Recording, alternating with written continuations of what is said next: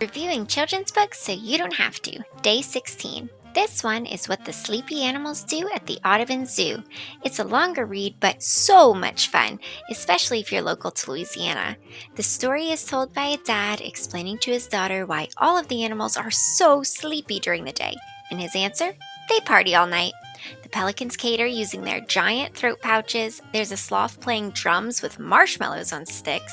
And when the animals make a toast, they're literally holding up toast, which I love. It keeps everything completely age appropriate. My girls were giggling the whole time. And the final page, the dad carrying his sleepy daughter out of the zoo, felt so real because that's exactly how we leave. This one stays.